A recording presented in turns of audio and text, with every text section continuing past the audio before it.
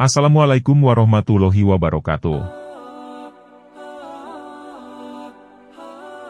Kali ini kami akan membawakan manaqib, serta kisah karomah dari Habib Husain bin Abu Bakar Al-Aidrus, atau yang dikenal sebagai Habib Luar Batang. Siapakah sosok beliau sebenarnya?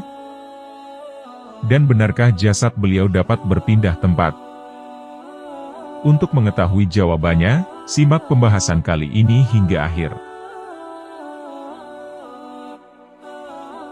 Al-Imam Al-Arif Billah, Al-Kutub Al-Habib Husain bin Abu Bakar Al-Aidrus. Itulah nama beliau. Beliau juga dikenal sebagai Habib Husain Luar Batang atau Habib Luar Batang. Habib Husain Luar Batang cukup populer di kalangan pecinta ulama dan Ahlul Bait Nabi. Beliau adalah ulama besar yang mencapai derajat waliullah. Keharuman nama beliau selalu dikenang umat muslim, terutama para pecinta ulama. Namanya tetap dikenang, karena jasanya menebarkan dakwah Islam di tanah Betawi, yang dahulu bernama Batavia. Bahkan, hingga kini makam dan masjid peninggalan beliau, yang berada di kampung Luar Batang, tak pernah sepi dari peziarah.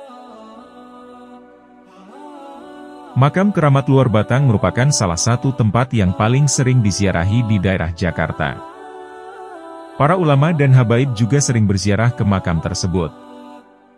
Tak hanya warga sekitar Jakarta, akan tetapi banyak warga luar kota yang menyempatkan ziarah ke makam beliau. Habib Husain bin Abu Bakar Al-Aidrus lahir di Mikop, sebuah desa di Hadramaut, Yaman, sekitar 3 abad silam. Tidak ada riwayat pasti tentang tanggal kelahirannya. Pada usia 11 tahun, beliau ditinggal wafat oleh ayahnya. Pada masa kecilnya, beliau diasuh oleh seorang ibu yang menafkahinya dari hasil pekerjaan sebagai pemintal benang. Ibunya bekerja pada perusahaan tenun tradisional. Habib Husain kecil sungguh hidup dalam kesederhanaan. Sebelum Habib Husain hijrah ke Tanah Jawa, beliau terlebih dulu singgah ke India di sebuah daerah bernama Surati, atau lebih dikenal dengan Gujarat. Beliau pernah menimba ilmu kepada Qutbil Irsyad, Imam Abdullah bin Alwi Al-Haddad. Menurut keterangan Habib Ali bin Husain Al-Attos, dalam kitabnya Ta'ajul Arasi beliau mengatakan, bahwa Habib Husain Al-Aidrus sebelum hijrah ke Indonesia, beliau telah mendapatkan mandat kepercayaan dari sang guru. Habib Abdullah bin Alwi Al-Haddad, yang merupakan sang guru, memerintahkan Habib Husain untuk menebarkan dakwah Islam. Di Gujarat, mulailah Habib Husain menyiarkan Islam di kota tersebut, dan kota-kota sekitarnya. Kedatangan Habib Husain di kota tersebut membawa rahmatan lil alamin. Karena daerah yang asalnya kering dan tandus, kemudian dengan kebesaran Allah, maka berubah menjadi daerah yang subur. Agama Islam pun tumbuh berkembang di sana. Hingga kini belum ditemukan sumber yang pasti, berapa lama Habib Husain bermukim di India. Tidak lama kemudian, beliau melanjutkan misi hijrahnya menuju wilayah Asia Tenggara. Beliau berlayar hingga sampai di Pulau Jawa, tepatnya di pelabuhan Sunda Kelapa. Kemudian beliau menetap di kota Batavia, sebutan kota Jakarta tempo dulu.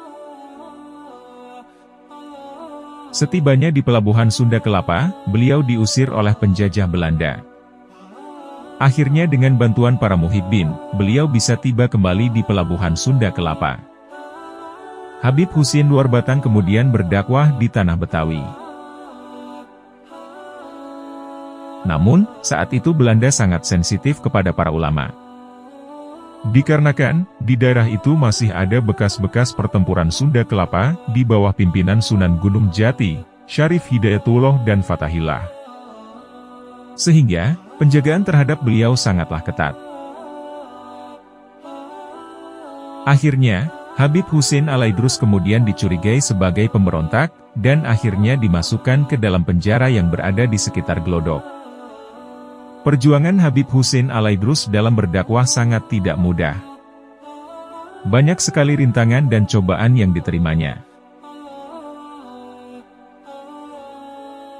Sosok Habib Husin dikenal sebagai waliullah yang keramat.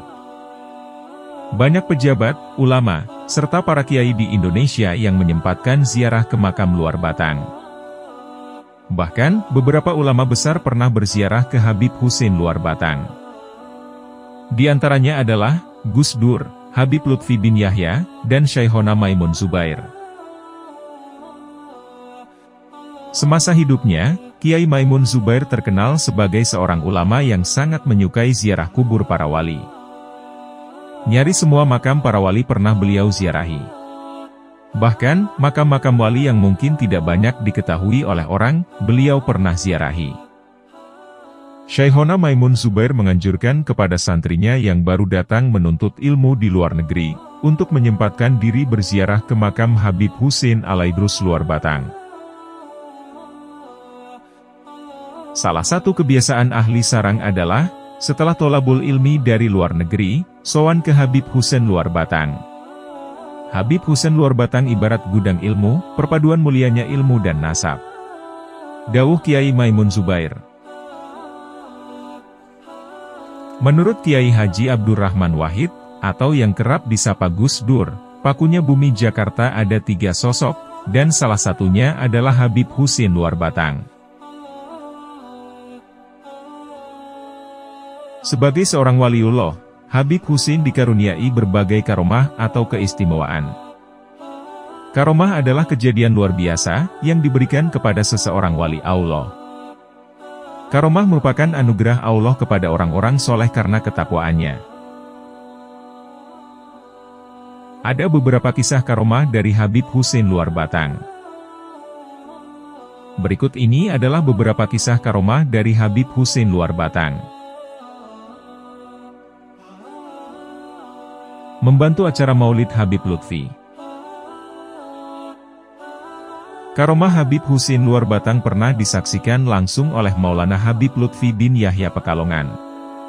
Kejadian tersebut dialami beliau ketika menjelang diadakannya acara Kanzus Sholawat di Pekalongan. Pada saat itu, segala persiapan belum disiapkan sama sekali. Hal tersebut dikarenakan biaya keperluan acara yang belum terpenuhi. Padahal, waktu acara sudah semakin dekat. Atas hal demikian, akhirnya Habib Lutfi memutuskan untuk berziarah ke datuknya, yakni Habib Husin bin Abu Bakar Alaidrus. Habib Lutfi kemudian berangkat ke Jakarta dengan ditemani Haji Purnomo, seorang penggagas berdirinya Gedung Kanzus. Setelah berziarah, rencananya Habib Lutfi akan pulang ke Pekalongan dengan menggunakan kereta api pada pukul 10 malam. Akan tetapi, ketika sampai di stasiun, ternyata kereta sudah berangkat 10 menit yang lalu. Beliau pun kemudian memutuskan untuk kembali ke ruang tunggu stasiun. Tiba-tiba, ada seseorang yang wajahnya sangat gembira ketika melihat sosok Habib Lutfi. Kemudian orang tersebut menghampiri Habib Lutfi dengan membawa banyak barang bawaannya. Alhamdulillah saya tidak perlu jauh-jauh ke Pekalongan. Ini ada titipan kepada Habib Lutfi dari Sayyid Muhammad Al-Maliki. Isinya adalah kitab-kitab, dan makanan kesukaan Habib Lutfi, yang sudah dicicipi beliau. Dan juga ada titipan beberapa uang untuk Habib Lutfi. Ucap pria tersebut. Setelah menyerahkan semua titipan tersebut, orang tersebut kemudian berpamitan. Habib Lutfi kemudian menyuruh Haji Purnomo untuk membuka amplop yang berisi uang tersebut. Setelah dibuka, didapatinya uang sebanyak $40.000 ada di dalamnya. Setelah kejadian tersebut, Habib Lutfi memutuskan untuk kembali berziarah ke makam Luar Batang, untuk mengucapkan terima kasih kepada Habib Husin Alaidrus.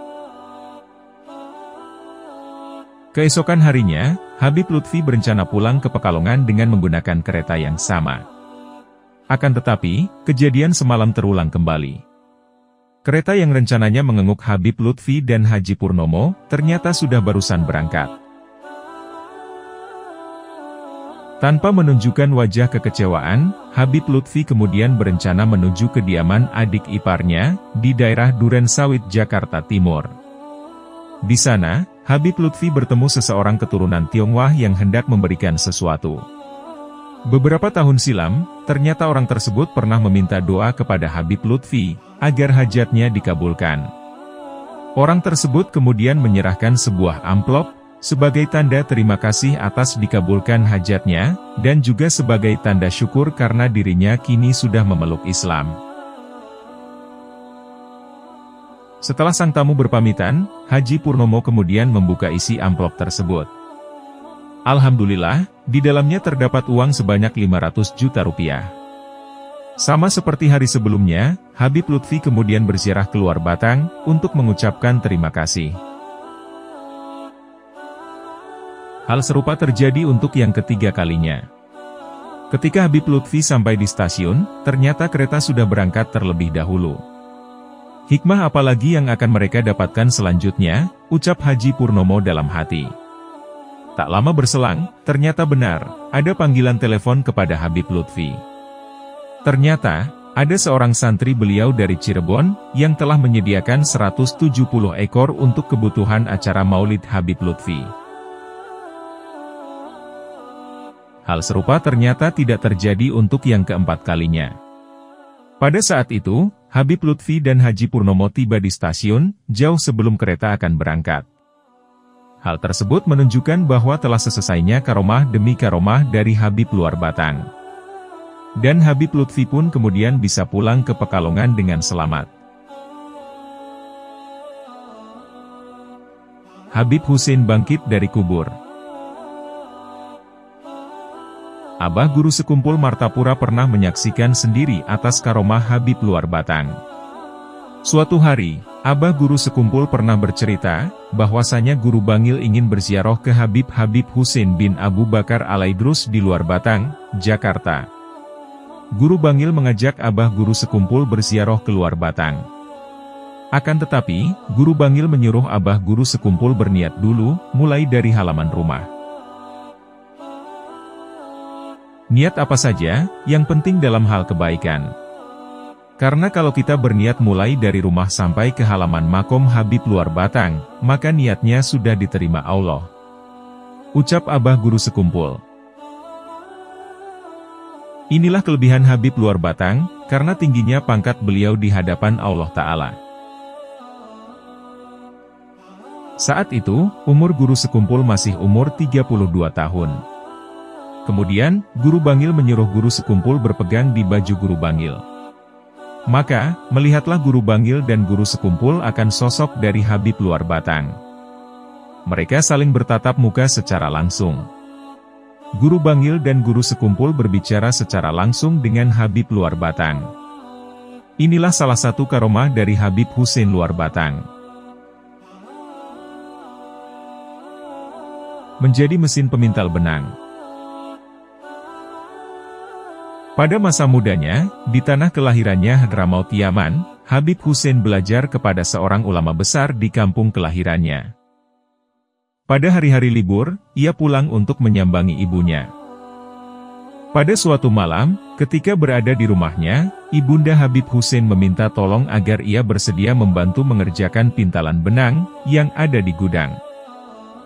Habib Hussein segera menyanggupi, dan ia segera pergi ke gudang untuk mengerjakan apa yang diperintahkan ibunya. Makan malam untuk Habib Hussein juga telah disediakan. Menjelang pagi hari, ibu Habib Hussein membuka pintu gudang. Ia dibuat sangat heran, karena makanan yang disediakan masih utuh dan belum dimakan Habib Hussein. Tidak hanya itu, sang ibu dibuat kaget melihat hasil pintalan benang yang begitu banyaknya. Sang ibu tercengang melihat kejadian ini. Dalam benaknya terpikir, bagaimana mungkin anak sekecil itu bisa mengerjakannya. Hasil pemintalan benang yang seharusnya dikerjakan dalam beberapa hari, tapi bisa dikerjakan kurang dari semalam. Padahal ketika ditengok, Habib Hussein dijumpai dalam keadaan tidur pulas di sudut gudang.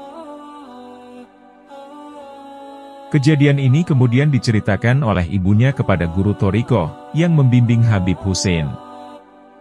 Mendengar cerita itu, maka sang guru bertakbir sambil berucap, "Sungguh Allah telah berkehendak pada anakmu, untuk diperolehnya derajat yang besar di sisinya." Hendaklah ibu berbesar hati, dan jangan bertindak keras kepadanya. Rahasiakanlah segala sesuatu kejadian luar biasa yang terjadi pada anakmu. Memadamkan kebakaran. Suatu ketika Habib Husin didapati sedang menyiram-nyiram air laut. Ketika ditanya, beliau berkata, bahwa sedang terjadi kebakaran hebat di daerah Yaman. Alhamdulillah. Berkat karomah beliau, kebakaran tersebut bisa dipadamkan dengan wasilah air dari beliau. Menolong warga Gujarat dari bencana kekeringan. Ketika hijrah dari Haramwat Yaman, Habib Husin singgah di daratan India, tepatnya di Gujarat.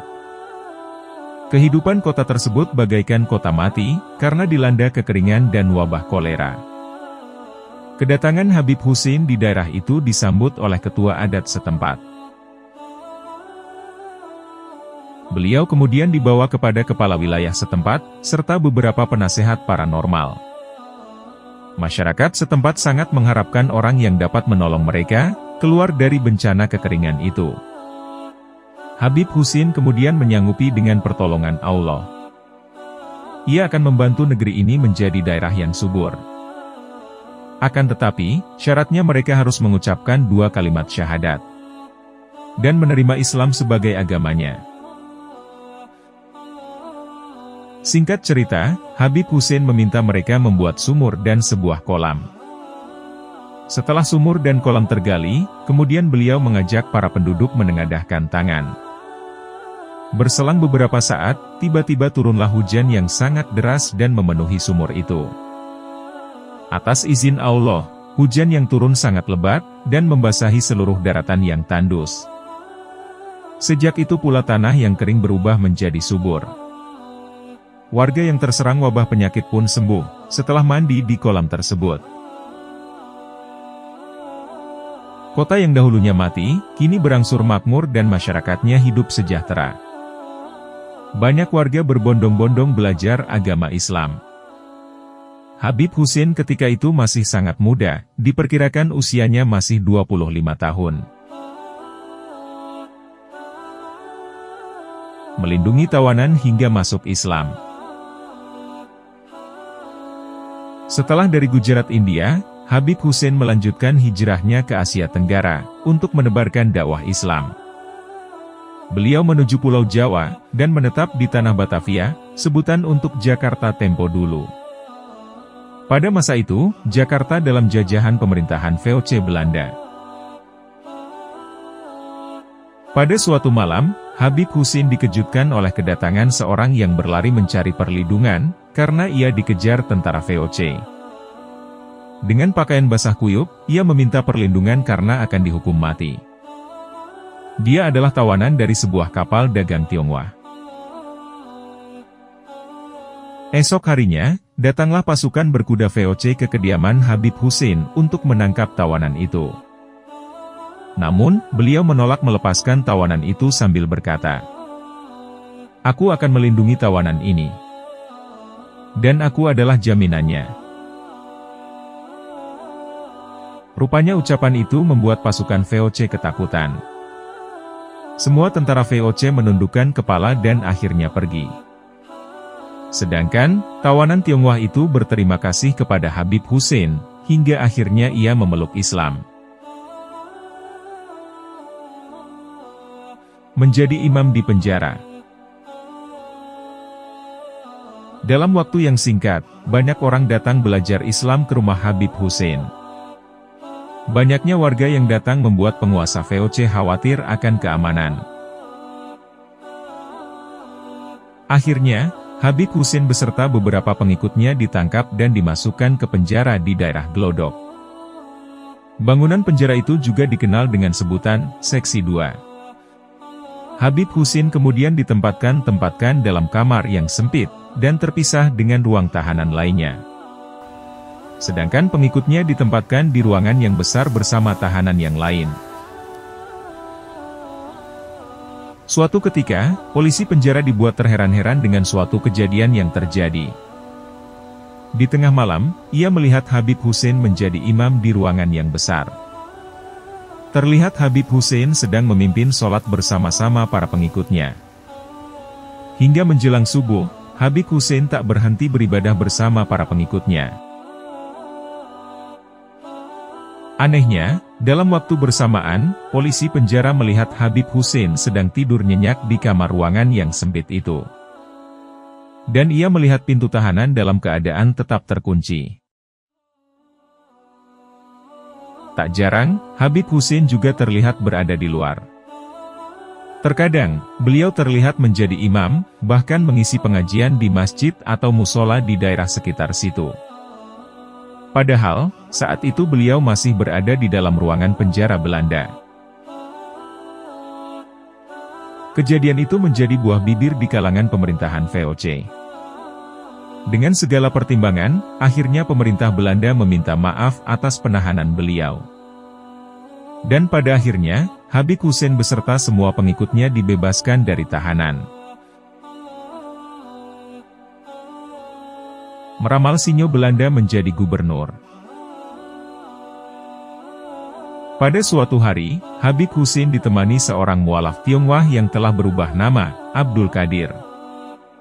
Ketika itu, mereka berdua sedang duduk berteduh di daerah Gambir. Ketika mereka beristirahat, lewatlah seorang Sinyo. Sinyo merupakan sebutan pada masa kolonial untuk anak laki-laki Eropa, atau anak laki-laki keturunan campuran Belanda dan pribumi. Sinyo tersebut berjalan mendekat ke arah Habib Hussein. Seketika Habib Hussein menempelkan tangannya ke dada anak Belanda tersebut. Si Sinyo menjadi kaget, dan berlari ke arah pembantunya. Dengan cepat, Habib Hussein meminta temannya untuk menghampiri pembantu Sinyo itu, untuk menyampaikan pesan agar disampaikan kepada majikannya. Pesan itu berisi, bahwa kelak anak ini akan menjadi seorang pembesar di negeri ini. Seiring berjalannya waktu, anak Belanda itu melanjutkan sekolah tinggi di negeri Belanda. Kemudian setelah lulus, ia dipercaya, dan diangkat menjadi gubernur Batavia. Ramalan Habib Hussein menjadi kenyataan. Ramalan Habib Hussein tersebut ternyata memang benar adanya.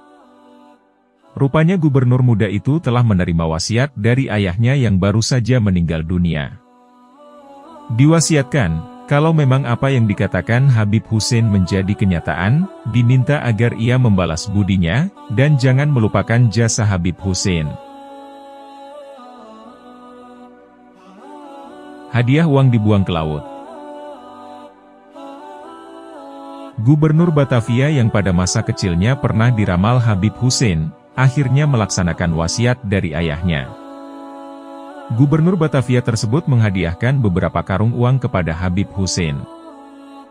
Uang itu diterimanya, namun beliau membuangnya ke lautan. Setiap menerima uang dari sang gubernur, Habib Hussein selalu membuangnya ke laut. Gubernur yang memberi uang tersebut kemudian menjadi penasaran. Akhirnya, ia bertanya mengapa uang pemberiannya selalu dibuang ke laut. Habib Hussein kemudian menjelaskan, bahwa uang itu dikirimkan untuk ibunya yang berada di Yaman. Gubernur itu pun makin dibuat penasaran dengan apa yang dilakukan Habib Hussein. Ia lantas memerintahkan penyelam untuk mencari karung uang, yang dibuang Habib Hussein ke laut. Setelah dicari dengan seksama, ternyata tak ada satu keping uang pun ditemukan. Selanjutnya, Gubernur Batavia berupaya untuk membuktikan kebenaran ucapan Habib Hussein itu. Ia lantas mengutus seorang ajudan, untuk pergi langsung ke negara Yaman. Sang ajudan diutus untuk bertemu, dan menanyakannya kepada ibu Habib Hussein. Sekembalinya dari Yaman, ajudan gubernur itu melaporkan, bahwa apa yang dikatakan Habib Hussein benar adanya. Ibu Habib Hussein telah menerima sejumlah uang yang dibuang ke laut itu pada hari dan tanggal yang sama. Keberkahan Kampung Luar Batang. Gubernur Batavia sangat perhatian kepada Habib Hussein. Ia pun menanyakan apa sebenarnya keinginan dari Habib Hussein. Kemudian dijawab oleh beliau, "Saya tidak mengharapkan apapun dari dirimu." Akan tetapi, gubernur itu sangatlah bijak terhadap Habib Hussein. Ia kemudian menghadiahkan sebidang tanah di Kampung Baru.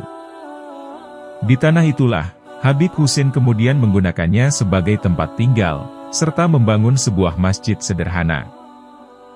Dan kelak disitulah yang menjadi tempat peristirahatan terakhir beliau.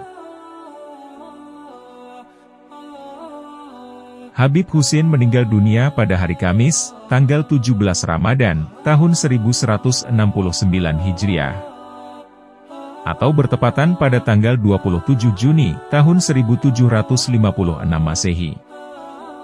Sesuai peraturan pada masa itu, bahwa setiap orang asing harus dikuburkan di pemakaman khusus, yang terletak di Tanah Abang. Sebagaimana layaknya, jenazah Habib Hussein diusung dengan kurung batang, yang merupakan istilah lain dari keranda. Ternyata sesampainya di pekuburan jenazah, Habib Hussein tidak ada dalam kurung batang. Anehnya, jenazah Habib Hussein kembali berada di tempat tinggal semula. Jenazah Habib Hussein ternyata keluar dari dalam kurung batang. Pengantar jenazah mencoba kembali mengusung jenazah Habib Hussein ke pekuburan yang sudah ditetapkan. Namun demikian, jenazah Habib Hussein tetap saja keluar dan kembali ke tempat tinggal semula. Akhirnya, para pengantar jenazah memahami dan bersepakat untuk memakamkan jenazah Habib Hussein di tempat yang merupakan tempat rumah tinggalnya sendiri. Kemudian orang-orang menyebutnya Kampung Baru Luar Batang. Dan saat ini, daerah tersebut dikenal sebagai Kampung Luar Batang. Habib Hussein bin Abu Bakar Al-Aidrus wafat pada malam 17 Ramadan, tahun 1169 Hijriah. Atau bertepatan pada tanggal 24 Juni, tahun 1756 Masehi. Dan pada setiap hari Ahad di akhir bulan Syawal, diperingati haul beliau yang selalu ramai dihadiri banyak orang. Walaupun beliau meninggal di bulan Ramadan, akan tetapi haul beliau diperingati pada bulan Syawal. Hal ini merupakan istimewa dari para ulama dan habaib, yang saat itu berada di bawah pimpinan Mufti Betawi, yaitu Said Usman bin Abduh bin Yahya. Di mana para penjajah saat itu masih menguasai dan transportasi yang sangat sulit sekali, serta bertepatan dengan keadaan orang-orang yang sedang berpuasa. Sehingga, diputuskanlah oleh para ulama dan habaib, agar pelaksanaan haul Al-Habib Hussein bin Abu Bakar Al-Aidrus, diadakan pada akhir Ahad bulan Syawal. Di mana, setelah orang-orang melaksanakan silaturahim lebaran, barulah kembali berkumpul, untuk memperingati haul beliau. Di sebelah timur makam Habib Hussein, terdapat makam murid terdekat Habib Hussein dari kalangan pribumi, sekaligus penerjemahnya, yakni Haji Abdul Qadir. Sumber lain mengatakan, bahwa ia adalah seorang dari etnis Tionghoa yang sudah masuk Islam. Ada keterangan yang mengatakan, bahwa Habib Hussein pernah berkata, "Barang siapa menziarahiku, tapi tidak menziarahi Haji Abdul Qadir, maka tidak diterima ziarahnya." Itulah sekilas tentang perjalanan dan perjuangan dari Al-Habib Hussein bin Abu Bakar Al-Aidrus. Semoga Allah semakin mengangkat derajat beliau, dan semoga kita semua mendapatkan curahan keberkahan, rahasia ilmu, serta karomah dari beliau. Demikianlah tentang manakib serta kisah karomah dari Habib Hussein bin Abu Bakar Al-Aidrus, atau Habib Luar Batang. Dan masih banyak kisah karomah yang belum kami ceritakan dari beliau. Semoga kisah ini bermanfaat untuk kita semua, dan semoga kita bisa mengambil hikmah dari kisah ini. Wallahu a'lam bishawab. Terima kasih telah menonton. Jangan lupa klik tombol subscribe, like, komen, dan share, sebagai bentuk dukungan terhadap channel kami. Wassalamualaikum warahmatullahi wabarakatuh.